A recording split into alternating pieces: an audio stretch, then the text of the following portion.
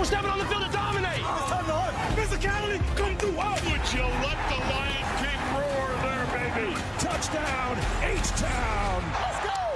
Touchdown for the King. Big dog. A long bomb. How sweet it is, baby. Yeah. Lamar being Lamar. How does he do it? Scampers into the end zone. Touchdown. Ho, ho, ho. It's a holiday. I feel like I'm really good at doing the Santa ho, ho, ho. I'm not going to lie. It's a holiday edition of everyone's favorite game show, Overreaction or I was not expecting that. Wasn't it so good, I was though? not expecting that. It's a good one. Yeah, Thank you very yeah, much. Jeff Saturday and Graziano are here to spread some holiday cheer. Let's get to it, shall we? The Steelers, they play on Christmas Day, will be one and done in the playoffs. Is that an overreaction or not an overreaction? I'm going not an overreaction here. As much as I've liked the Steelers throughout the season, with the Pickens injury, they're not the same team. You saw their defense kind of get exposed with the Ravens here this past weekend. They're going to have to find ways to be more explosive. And hopefully Pickens comes back, gets healthy. But they're 100 yards different with and without him passing the ball. And it's going to have to change. Again, they want to play physically. They got a defense that's good enough, but there's such a small margin for error that they're going to have to play top shelf football to keep the thing going. Yeah, it's funny. He says, as much as I've liked the Steelers all year, I'm bailing on them right now at the critical time. I like that. That's good, Jeff. Listen, the Steelers are a better team than Mike Tomlin has dragged into the playoffs the last few years. And I think even if they don't hold off the Ravens for the division title, which they still absolutely could, there is a lot of history that tells us the Steelers can and will crush the Bengals' dreams in Week 18. So they may still win the division. But even if they don't, if they have to go on the road to like Houston, right, or even to Baltimore, like I don't hate their chances of winning a game like that with Pickens back, with their defense at full strength. I think the Steelers, I don't think we should hold the last 7 years of Steelers playoff failure against this year's group. I think this is a better team. Saturday. I love it.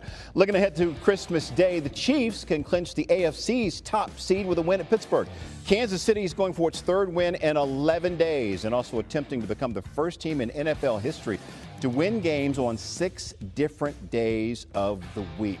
Dan Graziano here with us to talk about it. Dan, the Chiefs playing a lot of football at a time of the year when all teams, KC included, are dealing with injuries. So what's the latest with the Chiefs, Dan, starting with 1-5 under center? Yeah, Patrick Mahomes, the quarterback, all set to play, listed as a full participant in practice each of the last 3 days and has no injury designation for the game. Obviously, he was able to play Saturday in spite of spraining his ankle 6 days earlier, and there's no concern about Mahomes and his availability for tomorrow. The concern is on the other side of the ball where their star defensive tackle, Chris Jones, had a calf injury, left Saturday's game with a calf injury. He was listed as did not practice on Sunday and Monday, but he was listed as a limited participant in practice today, and the Chiefs are calling him questionable for tomorrow's game. So obviously a good sign that they felt he was able to do some work in terms of practice today, and they'll see how he feels after that work is done and how he feels tomorrow morning and make a game time call on whether Chris Jones can play. All right, appreciate you, sir. Much more from Dan Graziano in a bit. Let's go back over to Christine. Yep, and Jeff Santa Saturday is back with us as well. So Graz just gave us the injury side of things for the Chiefs as they try to lock up the 1 seed. What do they need to prove tomorrow? Probably just explosive plays, in my opinion, Christine. When you think about the Chiefs, and they haven't scored over 30 points, and I think the only other 2 teams are like, 2 and something. So they're doing it in unconventional ways. They play physical, but they play keep away better than anybody in the NFL. But I'm looking for some explosive plays. Well, Hollywood Brown coming back last week, and the way he has played, it gives Worthy the chance to play kind of inside of that slot position. It's going to open up Kelsey, and then you think about Pacheco and Hunt. This offense looked really good last week. I expect the same against a great defense in the Pittsburgh Steelers, but I want to see at least 5 explosive plays. As they're entering, we always talk about that the Chiefs are always ascending into the playoffs. That's what I would like to see on that side, just some more explosive plays. Again, it's a tough team to beat no matter what, but I'd like to see that against the Steelers team. It's crazy to think that we're talking about the Chiefs when they have 1 loss since last Christmas. Just Saturday. Thank you. Santa Saturday back. Okay, Jeff, 4 teams playing tomorrow. What is the key for each of these teams to spread some Christmas cheer? Let's start with the Chiefs.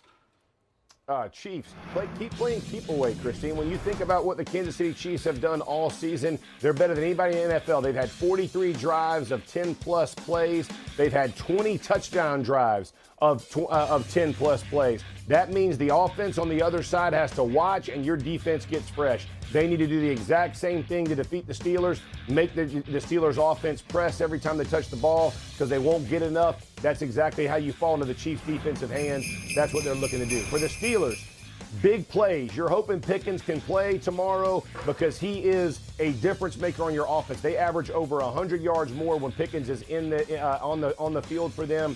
They need it. Even if Pickens doesn't play, they got to push the ball down the field. If you think about their offense, if they have to trudge along, it's tough for them to score. When they hit these big plays, they can put points up in a hurry, kicking field goals or scoring touchdowns. That's what they're going to have to do.